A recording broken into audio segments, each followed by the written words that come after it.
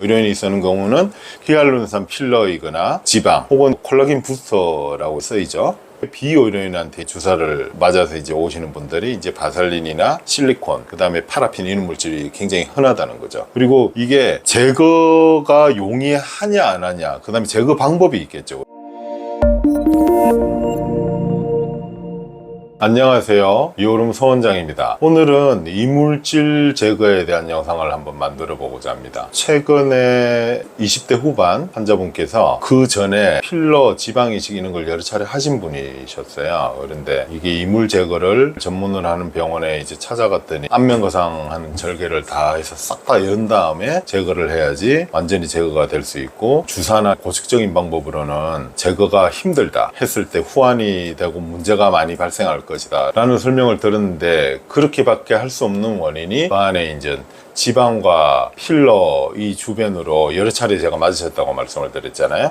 초음파를 해보니까 의사 선생님 소견이 이 안에 유화종하고 섬유화 이런 게 많이 되어 있어서 반드시 열어서 제거해야 된다 라는 말을 이제 듣고 오셨어요. 그래서 제가 이제 나중에 케이스 리뷰로 한번 다룰 텐데요, 그분한테 해드린 말씀은 일단은 이 야매 주사 시술 받고 고체 덩어리가 아니기 때문에, 그래도 병원에서 맞은 거잖아요. 재료 자체가 자가지방하고 히알루론산 필러, 흔히들 쓰는 히알루론산 필러죠. 그래서 이거를 지금 염증 소견이 있더라도 염증 자체를 가라앉히고 문제가 되는 부분만 제거를 해서 간단한 방법으로, 쉽게 말하면 전체를 안에 녹이거나 이제 짜내자는 이야기죠. 절개를 하지 않고 구멍을 내서 짜내고 이 흡입을 해서 없앤 다음에 그걸로도 부족하면 그때 가서 절개를 해서 전체적으로 해야 되는 거다. 대부분 환자에서는 그는 지방이나 필러 있죠, 흔히 말하는 히알루론산 필러는 굳이 막 열어서 전청 제거를 하지 않아도 문제없이 잘 해결이 될 수가 있다. 그래서 거기에 동의하셔서 몇 차례 나눠서 이제 치료를 받고 계십니다. 지금 한 2차 치료까지 받으신 상태인데요, 상황은 굉장히 호전됐어요. 서론이 좀 길었습니다. 이물질 제거 영상을 제가 이제 앞으로 몇 번 쭉 업로드를 해볼까 하는데, 이게 참 말이 많아요. 명확한 뭐가 없다는 거죠. 그래서 어떤 선생님은 흡입만 해도 된다, 주사만 놔도 된다, 어떤 선생님은 피부를 여는 절개를 통해서 반드시 해야지 눈에 보이기 때문에 제거가 완전하게 된다, 여러 가지 이제 이야기가 많은데, 문제는 각 방법마다 장단점이 있어요. 그 케이스에 해당하는 케이스에 딱 같지 않다는 거죠. 고체냐 액체냐, 이게 병원에서 맞은 거냐 야매 물질이냐에 따라서 같을 수가 없다는 거죠. 그래서 장단점이 있기 때문에 그걸 잘 파악하셔가지고 시술을 받는 수밖에 없고, 그러니까 정답이 없다는 거죠. 정답이 없으면 유사한 답이라도 나와 있어야 되는데 각기 답이 너무 틀리니까, 여기에 대한 제 의견을 한번 담아보고자 오늘 영상을 한번 만들어 보도록 하겠습니다. 화면을 한번 보실게요. 자, 먼저 이물질의 제가 보면 흔한 종류부터 말씀을 드릴게요. 여기 왼쪽에 보이시죠? 각질 생기거나 튼살 이런 데 바르는 피부 보습제잖아요. 강력한 보습제 바셀린, 이거 굉장히 많이 써요. 특히 이제 야매 주사를 비의료인한테 받으셨을 때 이 바셀린이 많이 나오고, 이것도 아시는 분 잘 아시죠, 그죠? 액체 실리콘이잖아요. 공업용 실리콘. 그래서 많이 쓰는 물질입니다. 이거는 이제 병원에서 쓴다는 게 아니고 이제 비의료인들, 속칭 말하는 야매 주사, 이게 뭐냐면은 파라핀이에요. 바셀린이나 이는 공업용 실리콘, 액체 실리콘, 공업용 액체 실리콘하고 다른 특징이 뭐냐면은 파라핀 이물질이 딱딱해요. 초잖아요. 양초거든요. 그러면 상온에서 딱딱한 성질을 가졌기 때문에 저 물렁물렁한 성질하고 야매 주사하는 사람들이 섞어가지고 옛날에도 많이 썼고, 요즘도 이제 빈도는 많이 줄기는 했지만 특히 이제 외국 환자에서는 가보면은 이 물질이 굉장히 많아요. 근데 이게 결국은 이 경도를 조절하기 위해서 파라핀 딱딱한 거, 말랑한 거 섞어가지고 적절하게 잘 유지를 할 수 있는 경도를 만들어서 이 얼굴에 이제 이물질을 이제 주사를 한다는 건데, 이물질 주사 중에 파라핀 농도가 높으면 높을수록 제거가 굉장히 힘들어요. 사실 액체 실리콘이나 바셀린은 굉장히 제거가 쉬운데요, 이거는 부스러져 나오거든요.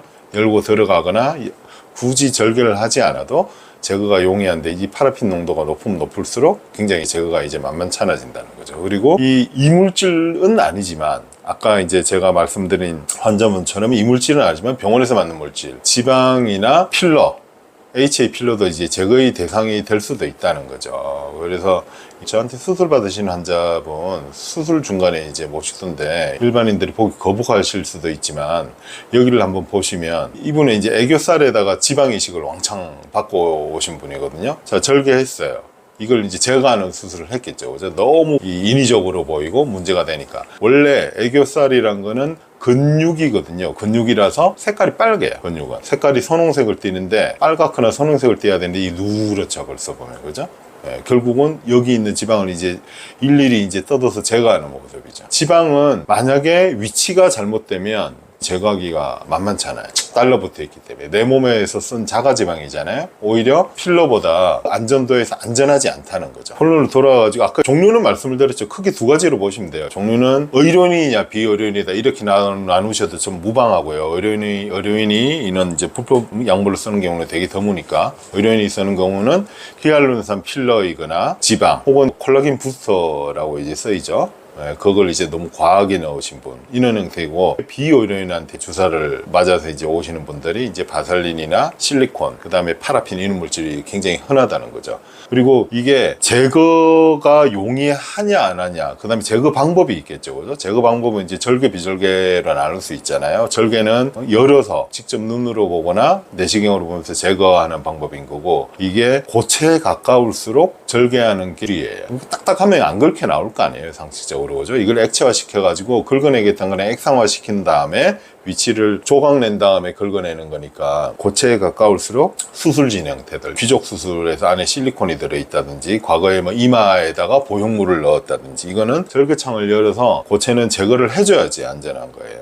가슴에 실리콘 물질을 넣잖아요. 가슴에 있는 이 실리콘은 터트려지면 큰일 나요. 네, 그래서 통으로 다 꺼내야 되기 때문에 절개 방법을 통해서 제거를 하게 되는 거지, 이거를 짜내거나 흡입하거나 하는 방법을 쓰진 않아요. 반면에 액상이면은 좀 더 유리하겠죠. 그죠? 절개를 하지 않아도 액상인 것들은 의사의 판단에 따라서 절개를 하지 않아도 제거가 가능한 경우가 많고, 만약에 그 제거가 가능하다면 당연히 비절개적인 방법을 먼저 선택을 해야 되겠죠. 그죠? 네, 절개하는 것보다 불리하긴 하지만 비절개적인 방법을 선택하는 것이 오히려 맞죠. 비절개적인 방법은 뭐 가장 흔한 게 녹이는 약물이 있다면 주사를 한다든지 아니면은 캐놀라를 넣어서 흡입을 한다든지 뭐 짜낸다든지 뭐 아큐스코프를 쓴다든지 뭐 여러 가지 방법이 있어요. 근데 이게 의사들마다 주로 쓰는 방법이 따로 있죠. 절개를 위주로 하시는 선생님들 혹은 비절개를 위주로 하는 선생님들 혹은 이제 환자의 요구들이 다양할 수 있잖아요.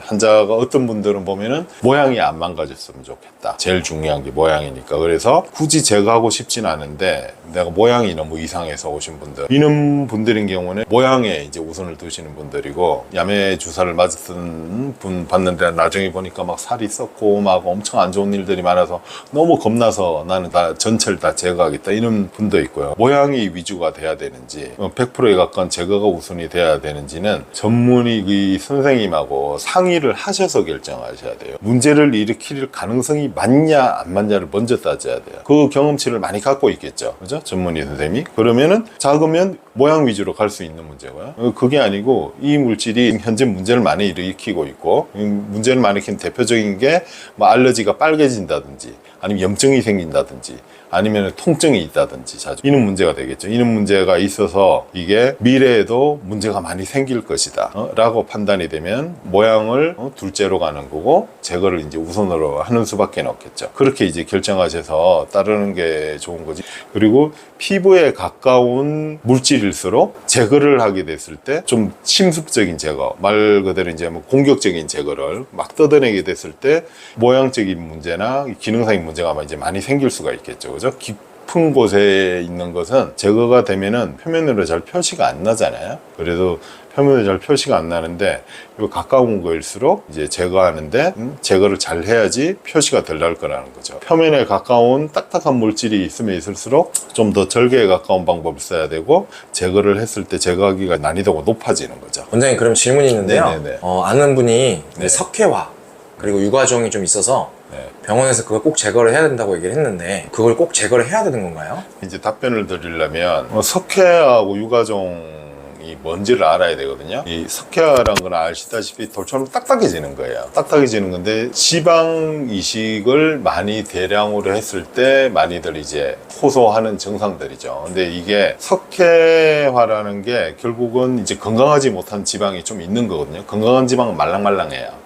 근데 이게 많이 뭉쳐 있거나 아니면은 저장된 지방을 너무 많이 써가지고 겨우겨우 살아났거나 지방이, 혹은 지방이 안에 바깥은 괜찮은데 뭉치 덩어리가 안쪽은 혈액 공급을 못 받아가지고 건강하지 않은 상태로 있다든지. 근데 그 상태가 예를 들어서 문제를 안 일으키고 모양상의 문제도 없고 딱딱한 게 되게 약하다. 그래서 검사를 해봤더니 괜찮아요. 안쪽에 있는 지방이 죽지 않고 잘 살아있다. 모양상의 문제도 크게 없고 없는 형태면 그걸 굳이 제거하는 거는 옳지가 않죠. 비율을 이제 가끔 말씀을 드리는데, 이 결혼하고 나서 남편이나 이제 와이프분이 시간이 지나다 보면은 한 20년 30년 살다 보면은 단점도 많이 보이잖아요. 그런데 큰 문제가 없는 한 서로 이제 잘 이해하고 잘 살아가야지, 그걸 굳이 해가지고 그거를 다 뜯어내려고 그것 때문에 이혼하고 그러진 않잖아요. 그죠? 그것도 마찬가지로 보셔야 돼요. 그러니까 본인이 이제 느끼셔야 될 거는 결국은 큰 문제를 일으키지 않는 한 놔두는 것이 좋다. 그죠? 그 판단을 이제 환자분이 하시면 위험한 경우가 있다는 거고요.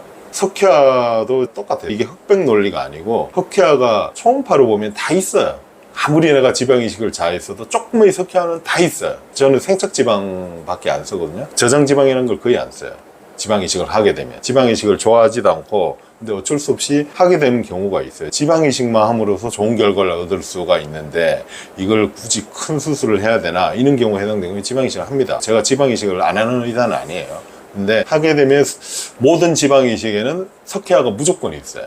그게 어느 정도로 있냐가 문제겠죠. 그래서 그 정도의 면에서 보셔야지, 그 정도가 많으면 안쪽이 딱딱하고 이 증상도 있고 모양상의 문제도 있고 이런 경우는 이 처치를 해야 된다는 거고요. 유가종이란 것도 마찬가지예요. 이런 걸 보고 환자분들이 굉장히 겁내하시더라고요. 유가종. 이거 한번 읽어볼게요. 위키백과에 있는 건데, 유가종은 여러 질병에서 나타나는 염증이다. 대식세포라는 백혈구가 덩어리진 것으로 면역체계가 어떤 물질을 외래 물질로 판단하여 제거하고자 하나 제거할 수 없을 때 발생한다. 유가종이 원인이 되는 외래 물질로는 뭐 세균, 진균 등이 있고 케라틴 조각이 원인이 될 수가 있다. 어쩌고저쩌고 되어 있는데, 이게 이제 이 말만 보면 내 몸 안에, 유가종 안에 이게 어마어마한 게 지금 들어있잖아요. 케라틴 조각이 있다 그러지. 그 피부 조각을 말하거든요. 표피 조각, 세균, 진균 이 안에 막 있고 백혈구가 덩어리져 있어가지고 이걸 놔두면 큰일 난다 라고 생각하시는데, 이것도 되게 애매한 게 저절로 낫기도 해요. 유가종의 이거는 사전적 의미고요. 정확한 의미는 염증도 아니고 정상도 아닌 상태, 애매한 상태죠. 그래서 이는 말이 되는 거예요. 여기서 안쪽에 세균도 좀 있고, 예를 들어서 이물질이라고 실조각이라고 돼 있었잖아요. 우리 실조각 흔히 맞잖아요. 스킨 부스터들 그 안에 많이 들어있잖아요. 그런 게 있는데 염증화는 안 된 거예요. 큰 문제는 안 일으킨 거죠. 숙주인 나한테 이 문제가 안 일으키게 장기간에 있으면서 유가종이라는 게 둘러싸는 거예요. 백혈구가 얘하고 싸워가지고 트러블이 없으면 괜찮은데, 그래서 그 얘도 마찬가지로 양이 많으면 당연히 제거하는 방법을 선택을 해야 되고, 유가종인 경우에 대표적으로 나눌 수 있는 문제가 되는 거죠. 왜냐하면 마른 종인데 이 종양이 아니에요. 덩어리가 종양하고 틀린 거예요. 이게 이름이 유가종이니까 굉장히 공포스럽게 생각하는데, 얘는 종양이 아니고 살이, 건강하지 못한 살이, 염증도 아닌 염증 전 단계인 건강하지 못한 살이 그냥 있는 거예요. 그래서 치료 방법은 긁어내는 게 원래는 원칙이에요. 긁어내는 게 문제가 된다 하면 자연스러로 없어질 수도 있는 거예요. 염증 단계까지 안 갔잖아요. 그래서 그 덩어리가 많이 있을 경우는 긁어내거나 주사로 녹여가지고 싸내거나 아니면 주사를 맞거나, 제거가 힘든 큰 덩어리들은 이제 절개를 통해서 제거를 해야 될 수도 있겠죠. 그래서 답이 정해진 게 없어요. 사실 내가 이야기하면 이는 이야기 맞는 것처럼 들리고, 또 다른 선생님 이야기를 들으면 다른 선생님 이야기가 맞는 것처럼 들리고, 답이 없는 존재다. 영상 잘 보셨나요? 오늘은 이제 이물질 제거에 대해서 전반적인 개념에 대해서 이제 영상을 한번 만들어 보았는데요. 제 기준을 이제 요약해서, 이제 제 기준입니다. 제 주관적 기준을 요약해서 말씀을 드리면, 이는 침습적인 제거, 이제 수술에 가까운 제거죠. 비침습적인 제거,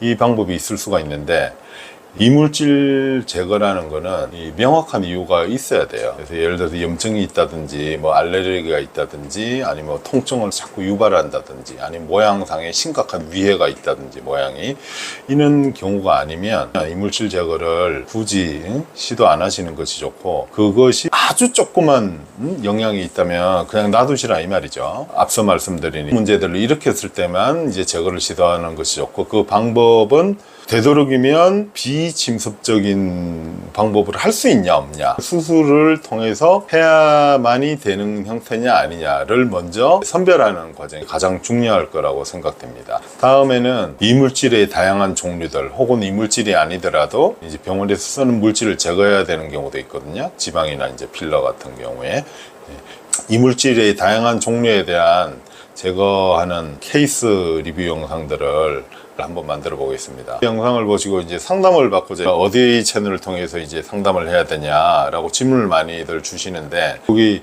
영상 아래에 더보기란에 제가 링크를 걸어 놓겠습니다. 그래서 거기로 와셔서 사진이나 사연 남겨주시면 성실하게 상담해 드리겠습니다. 다음에도 좋은 영상으로 찾아뵙겠습니다. 이상으로 미오름 서원장이었습니다. 감사합니다.